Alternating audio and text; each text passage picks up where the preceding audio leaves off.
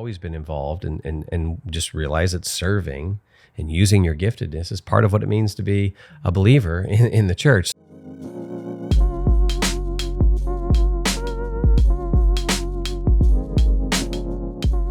In his new book, A Strange New World, How Thinkers and Activists Redefined Identity and Sparked the Sexual Revolution, written by Carl Trueman. It's a book I read recently. And so the whole book is about this kind of strange world and culture we're living in now. And you can read it, and in some ways it's kind of depressing on how we've gotten to where we are. Yeah, you can read it and depress yourself and want to give up on life. No. It's a good segue there, Erin. Actually, it's an important book actually to be informed on. It's kind of like sometimes when things are going on in the culture and you're thinking, how the heck did we get here to where these basic questions about like, what is it to be male and female, all kinds of just things that we've talked about are common sense things, or we took for granted as common sense. How did we get to the place to where now we're questioning that? His book is so informative in helping you see how we got to where we are. If you want a good introduction, the other podcast that you do, the Strong Woman podcast, which is with the Colson Center, look up the Strong Women podcast. But you and Sarah Stone Street recently interviewed Carl on this. That's right. Actually, maybe we could link to it in the show notes if you want to hear the interview. But what I loved about the book is the very last chapter. Carl says, okay, so a proper Christian response is not despair. We don't despair. There's always hope. And so, but also, okay, so what should our postures be, as he calls it, strangers in this strange new world? Mm-hmm.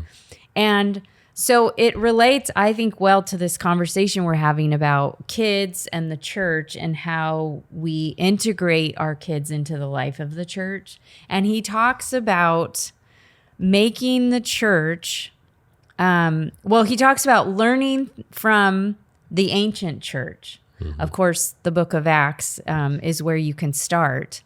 But he talks about the church needs to be the strongest community in which we belong. And then he goes on to describe things we ought to do in church and learning from the ancient church. And one is that we would teach the whole counsel of God, so that Christian truth is not just this isolated, unconnected, making these unconnected claims, but it speaks to a coherent world. And then he talks about how we worship, biblical worship, and thinking about the songs that we sing and all of this. But it made me think about this idea of the church being the strongest community, and how do we do that for our kids? How do we help the church to be the strongest community? And I think part of doing that is thinking about how we do church, and the conversation we had in our last podcast about how we have been doing church lately and the fruits that we've seen from doing it that way with our kids. Yeah. The church is essential. The church is God's plan A. Mm-hmm. And guess what? There's no plan B, right? This is his primary vehicle in the world. Well, let me rephrase that. The family is a primary vehicle. The church is also another primary vehicle. Can you say two primary vehicles? Well, it is a important institution in God's plan, right? And its primary vehicle really to, I think, reach the world. Mm-hmm. And then it plays us a very important role in the discipleship of our kids. So yeah, as we mentioned as we talked about in the last podcast, it's just been so rich as we have really enfolded, integrated, brought the kids into the life of the body. And so we kind of reflected on that last podcast and told some of the stories of the impact we've seen. And what we want to do today is really get to some really practical ideas. Now, I don't know if God has spoken to you, if you've listened to that last podcast between then and now, but if he hasn't told you to go plant a church, or you're going to be disobedient to that call, there's some other things you can do. Because, right, some of us are just, hey, we've been in some really good churches, but maybe there's some of the structure that we see systemic problems. Yes. Where it's built into the structure of the church that the structure divides families, right? And now it doesn't mean that there's never an opportunity to do separate programs. I mean, we're not arguing that a youth ministry or children's ministry is bad in and of itself, but we do, sometimes need to evaluate those things and rethink those things, because clearly something like children's ministry or youth ministry are extra biblical ideas. I mean, there's no command in Scripture to go therefore and, hire a youth pastor and create a youth ministry. It's not unbiblical.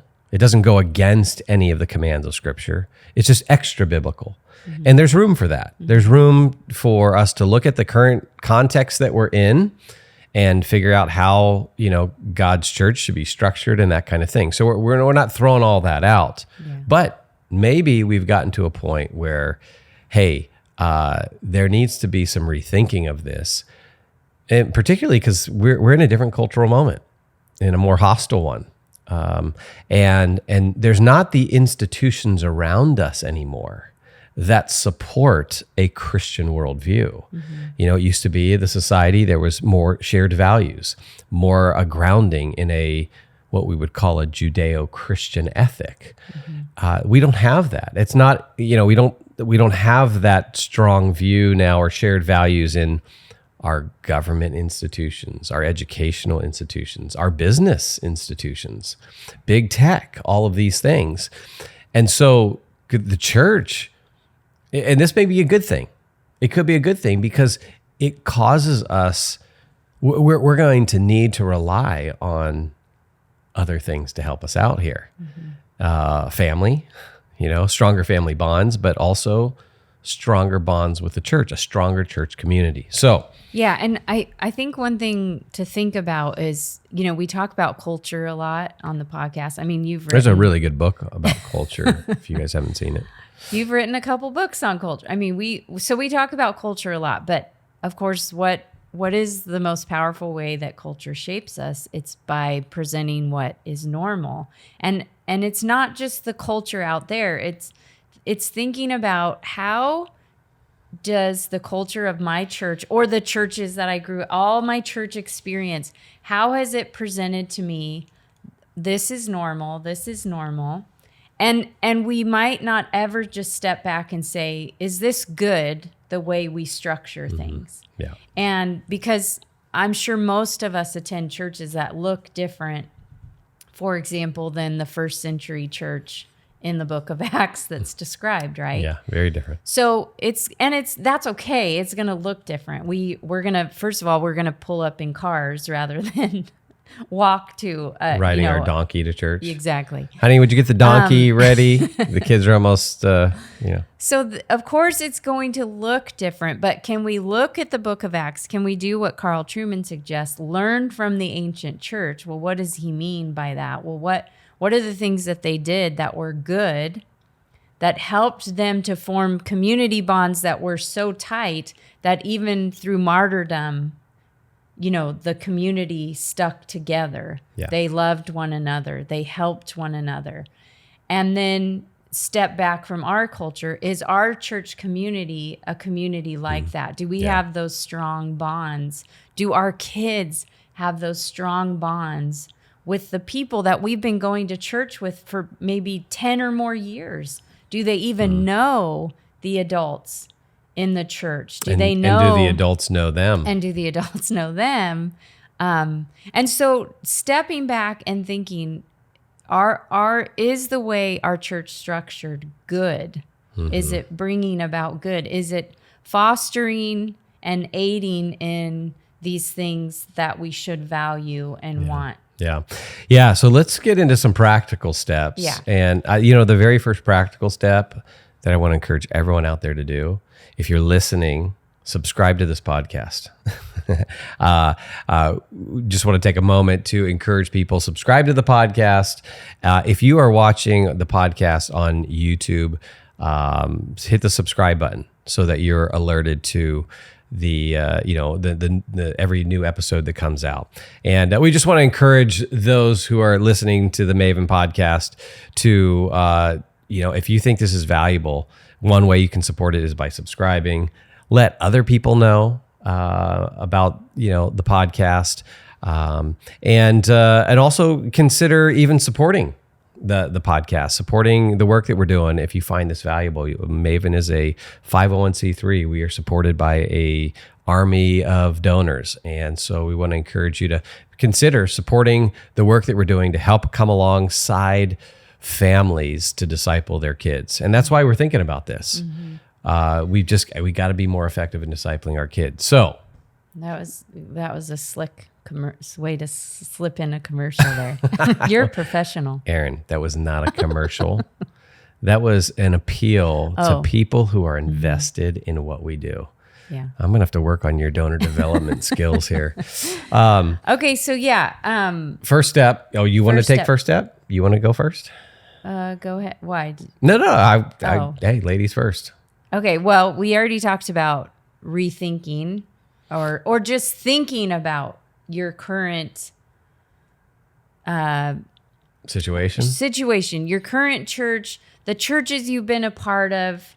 And I know a lot of you listening, you go to great churches. The vast majority of us are invested, love our church and community. Yes, please don't go to your pastors and go, hey, I heard this couple, I heard their podcast, and they were ripping on the way we do church. Okay, that's not recommending that. We didn't do this to advocate for you to pick up your family and leave your church. So, we're not saying that that's off the table either. Right, of course. Yeah, you might be in an unhealthy church or whatever. Yeah. So of course there are times to leave your church. But to step back and just to look at the current community you're involved in and kind of evaluate in this way how particularly the young people in the church are viewed, how it's structured.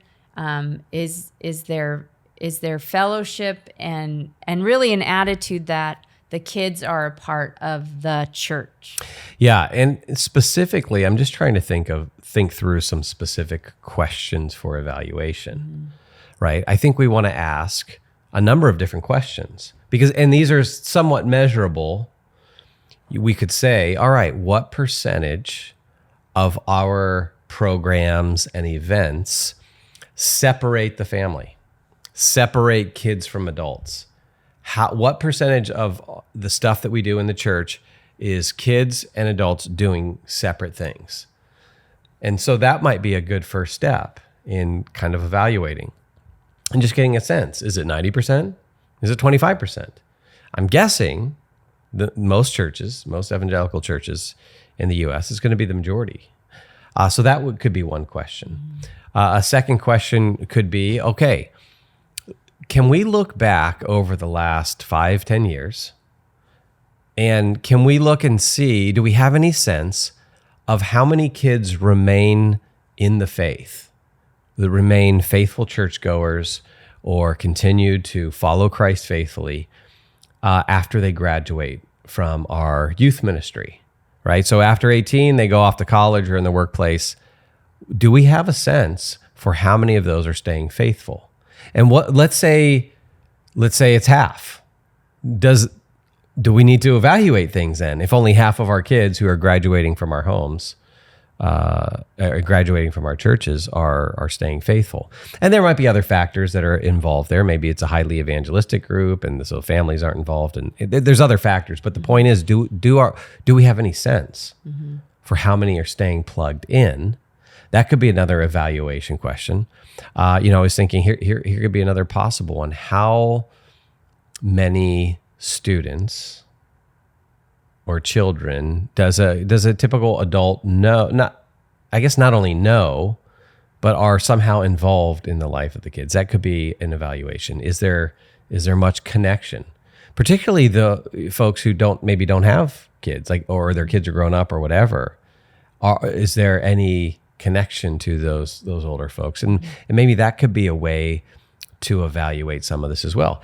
Another thing would be thinking through okay, what are the things that we want our kids to know by the time they graduate from our children's ministry and from our youth ministry? Do we have some kind of list that we can evaluate the effectiveness of these things? Like if a kid goes K through 6 or K through 5th in the children's ministry, do we have a way to measure what they've learned? And if not, how can we really know if we're being effective in passing on the faith? Or maybe come up with a test and seeing how they would do if we said, hey, by the time they're in 5th grade, they need to kind of know this. If we tested them on that, how would they do? And then would that give us some insight into, gosh, maybe we're not doing the things that we need to be doing.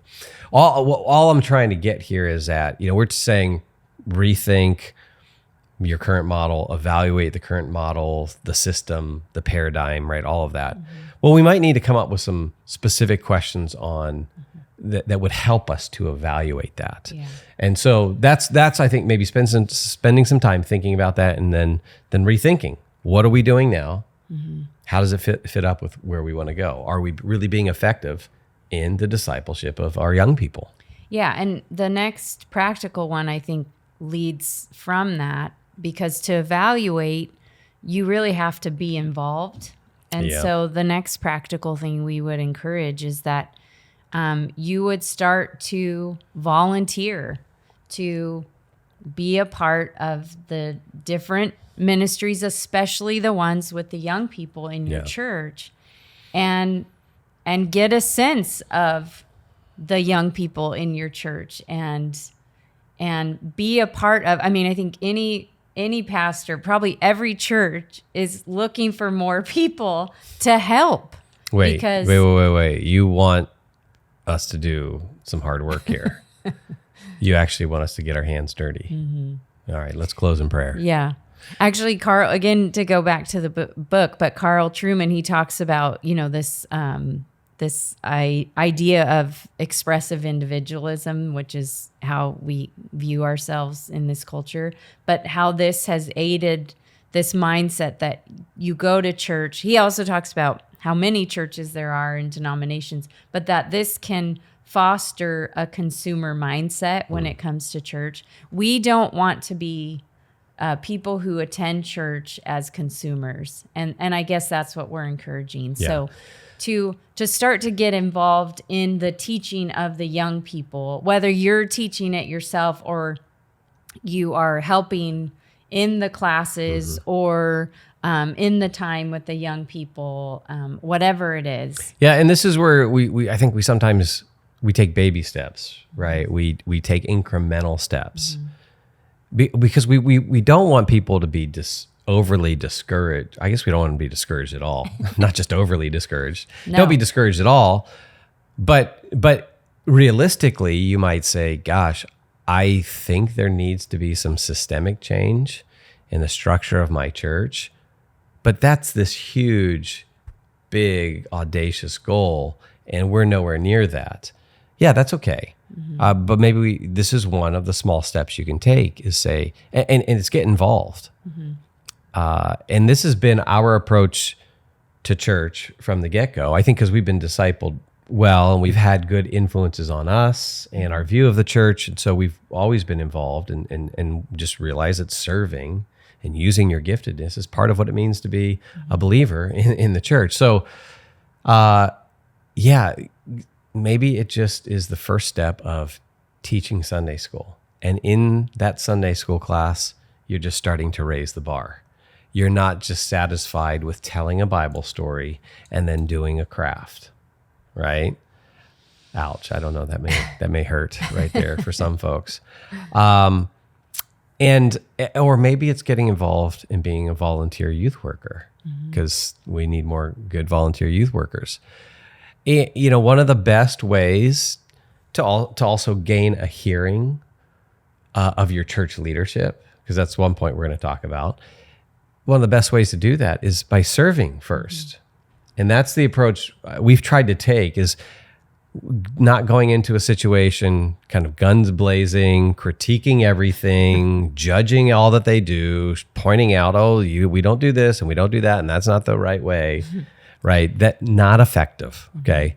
And if you're a pastor out there, we are sympathetic to all the challenges you face, because we faced them. We were in youth ministry for 10 years in the local church, so we remember those days. And you knew pretty quickly, like, that person's not really an ally when they just come guns blazing and critique everything you do. But those who came and served and were willing to get their hands dirty and join us in the discipleship of young people, man, when they offered advice or feedback, you're just, generally speaking, you're more open to that. Yeah, because they care. And this is what, you're demonstrating that you care about the young people in your church. And I think you can do this if you are listening and you're a single mom with kids. You can do it with your kids. If you're a couple listening, if you're a single person. Oh yeah, for sure. I mean, any life stage, if you're an empty nester, that you're looking at the young people in your church as, if you're on your deathbed. Oh my gosh. You could do this. We just want to make sure there's room, everyone knows there's room for everybody out there. But that you can do it actually with your kids too. And that's what we did for years. Is we taught Sunday school, and we taught the youngers, and youngers being just younger than the kids we had, and then they helped. And so that was actually even fostering You mean our kids helped? Our own kids children helped in the teach. Sunday school class, and that fostered intergenerational relationships with our kids too. So our 7th grade son knew the 2 and 3-year-old little boys at church because we were teaching Sunday school with them. So they were his little buddies, and so he knew them. Yeah. And then of course, as they got older, it's like they already had this relationship. So even in that, it's getting our kids to invest in the community, not just being consumers, caring about the different people at church.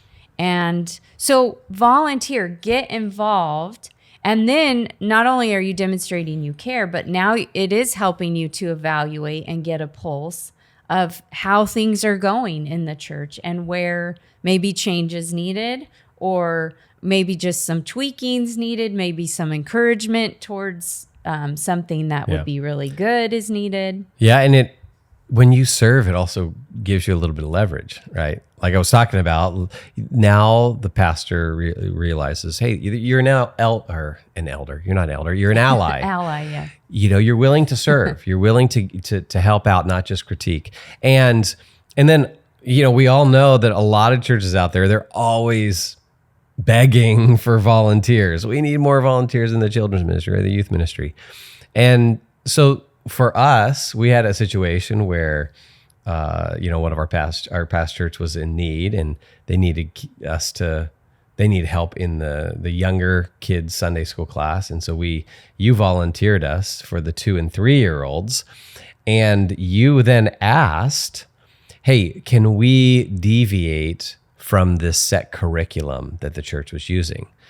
We frankly didn't like that curriculum. We didn't think it was super effective. We wanted to do some other things. And so they gave you free reign on that class. And of course, you roped me into that. And then we taught that together. And we just kept it pretty simple. Like we would read. We'd read Bible stories out of books to the kids. Or we would just read some good books to them. We would sing a worship song together, teach them a hymn in particular. And then we did catechism with them. And we just kind of scrapped all the lesson stuff. And for 2 and 3-year-olds, that was appropriate, just doing catechism, worship, and reading books. And of course, they maybe have some playtime or whatever, but they were learning catechism. And that was an opportunity for us to teach them theology in a very age-appropriate way. We used a book called First Catechism that is published by Great Commission publishers, I think. You can get it online for like $3. And we did that with the kids. week after week after week. And at the end of the year, we did a big gathering of the families at our home, did a barbecue, whatever. And then we gave a catechism book to every parent and said, continue doing this with your kids. But point is, we were able to maybe raise the bar on the teaching and the curriculum because we volunteered, and so we had some free reign there. We had some leverage to be able to say, hey, can we not use that curriculum? So volunteering, or if you volunteer as a youth group leader, maybe then you recommend, hey, let's do an apologetic series. Let's do some worldview training for these students. Let's get them to read a really good book, like A Student's Guide to Culture. Why are you laughing? That's a really good book, Erin. Another commercial. Oh, yeah. But that's a great book for a small group to go through together and to start saying, hey, let's not just, and because we spend so much time in youth ministry that, you look at so much curriculum, so much teaching out there, content for youth, and a lot of it's just love God, be good. And it's just kind of repackaged that way, and it's very shallow. And so you go in and serve as a youth group leader and become an ally, then you're able to make those kind of recommendations. Hey, what do you think about, let's try out an apologetic series. These kids need to know why they believe what they believe, defend their faith. And be prepared to help lead that too. Yeah. That's the part of, just again, this is why we're suggesting to get involved. Yeah. And so notice, it's not as big step as, like planting a church, but it's a step in the right direction. It's nudging our churches to rethink things and to raise the bar. Yeah. And those are real doable. Other practical ideas, Erin? Well, I think you mentioned the curriculum. So I would just say, okay, so it's almost fall. We're almost in fall. So churches are going to be probably starting a new curriculum with your kids ministry, maybe even your youth ministry too, for the fall. So if you volunteer and you're involved, but if your kids are in it too, of just asking what curriculum they're going to do and help to evaluate. And again, don't come in with the attitude of judgment and complaining, but really take some look at the curriculum and evaluate it and see how, first of all, how it comes across. Let's see. Think about how it is communicating. First of all, the main thrust of the lesson. What is the main purpose of the lesson? Is it to teach the kids about God and who He is? Or is it to teach them a moral of a story? So they focus on a person in the Bible. In the Practical Guide to Culture, we refer to that like as a moral McNugget. Yes. Yes. It's just like this isolated moral lesson. Yes. Be good. Yeah. Yeah. And so all these stories in the Bible basically are broken down to like, you should be a good friend, or love your neighbor, kind of obey your parents thing. Obey your parents. All good messages, by the way. Well, yeah, sure, but it really, the focus ends up being on us. Yep. And this moral story. So you can look through a curriculum and see, are we learning about God and who He is, His character? Is that what we're teaching the kids, or are we teaching them to focus on themselves and some kind of moral lesson? Yeah. And are we actually reading the scriptures to them? Yeah. That was the lesson in the last episode. We talked about Jonah reflecting on that, especially by the time they're in second, third, fourth grade. I mean, are we actually reading the scriptures, reading chunks of scripture, not just one verse at a time? Because curriculums that just pull one verse out at a time can actually teach our kids bad Bible reading lessons. And ripping verses out of context. So even evaluating curriculum for that kind of stuff. Yeah. How in touch does it get with not just a summary of the story, or but the actual biblical text? Yeah. A lot of curriculums will have you just summarize a story to the children, rather than reading the story to the children. What you said was really important about, some of these curriculums are so me-centered, not God-centered. Yeah.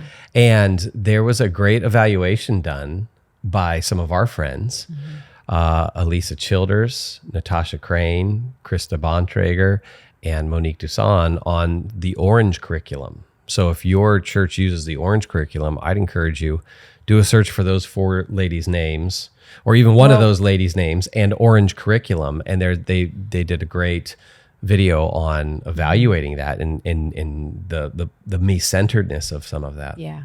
Well, we could link to it in our show notes. Okay, too. we'll link. So maybe we'll make it easier. We'll link to it. That discussion was so good because it's talking. I mean, we're just touching on it. I think that podcast was an hour and a half or so. So they really go into, particularly the Orange curriculum, but of course, out of that discussion are these principles of things we should look for in curriculums. So yeah, that was helpful for me to listen to, and yeah, I would really encourage that when you're thinking about this topic of curriculum and what your church is teaching. They model some good evaluation of curriculum there.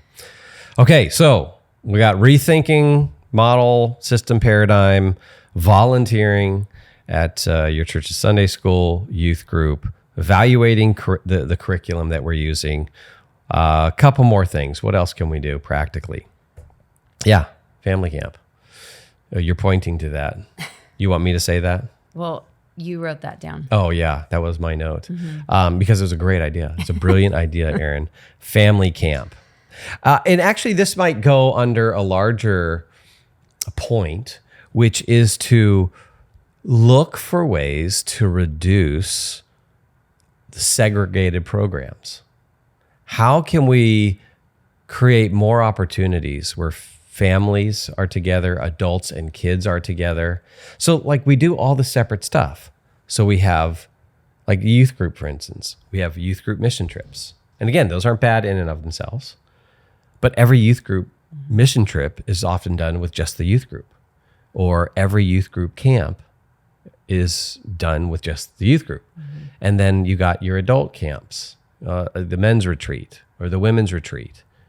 Well, how can we reduce some of that stuff and bring the family back together, bring the generations back together so that we can, have that larger context? There can be that kind of life on life with amongst the generations. We can expose our young kids to the adults. How do we do that? Reduce those things and instead do more family-oriented things or body-oriented things. It doesn't have to be just kind of your traditional natural family, mom, dad, kids. But then now you've got singles involved, you've got grandparents involved, you've got seniors, you've got children, and do a family camp. That would be one very practical idea. And this is where some of the Asian churches that I've worked with they're just stronger culturally on some of the family stuff than often overly individualistic Americans are. But a lot of the Chinese churches or Korean churches that I've worked with, they'll do family camp and they'll have all the families together. So they're sharing meals together. They may even share the meetings together. They may have some separate activities, which is great. But then there's free time where you're all together, and there's a richness to that, and brings the families together, or serving together. Okay, we can do some separate missions experiences and service projects, but why not do those together as the body with little kids in tow, watching the adults serve? What a great opportunity to model. So that's, reducing age segregated programs and events is another way that we can kind of nudge ourselves in this direction. Yeah, we've seen this in the home church that, for example, we have a woman in our home group, in our home church, that her husband is not a believer and she doesn't have children. And so, but in home church, our kids love her and talk to her every week. And I can see how she has relationships with everyone in the church, to where if you have that model of you get to church and you break up, you could see how someone like her wouldn't ever get to know the young people at church, or it would be much more difficult for her. It's not just a natural effect of being there like it is at the home church. I also think of a gentleman who's single, doesn't have kids, but he is integrated into our home church with everyone. Because that's just the life of our church. We don't have lots of segregated times. And so even being a single, he isn't isolated from, these programs and stuff that are going on all the time. It's not like he's like, well, where do I fit? He fits into our main time together because everyone fits into our main time together. Yeah. Yeah. So I think constantly looking around at all of our programming. And so that would be another practical thing we could do. All right, here's a big one. It's a little more intimidating. This one, you want to make sure you're an ally of the leadership there, but maybe it's time to talk to the church leadership. Talk to the church leadership about this issue. Bring up the idea that, our kids are so separated from us. Yeah, and if you're willing to help out, then most likely, the leadership's going to listen. And especially if they see you are an invested person, you're not there to complain or rip on them, but that you've observed things about the community, you care, and you want to see some good change. And so, approaching your leadership about change that you would love to see happen and you would love to help be a part of that change. But sometimes we don't want to approach leadership. Instigate? Isn't that the word you used? We don't want to instigate. But I think if your motives are good and your posture is one of humility and not coming in as a complainer, but someone who wants to instigate good change. Then we would encourage you to go to your leadership and start talking about the model of your church and how you could see how sometimes, like, for example, if you ask the question about how often are we segregated by ages, and it is like in the high percentage, saying to your leadership, I think it would help us to integrate the ages so that we can really foster mentoring, community, and not have what is most likely happening where you have a lot of young people walking away. You have older people who feel isolated and don't really know the young people in your church and all the things we've mentioned. Yeah.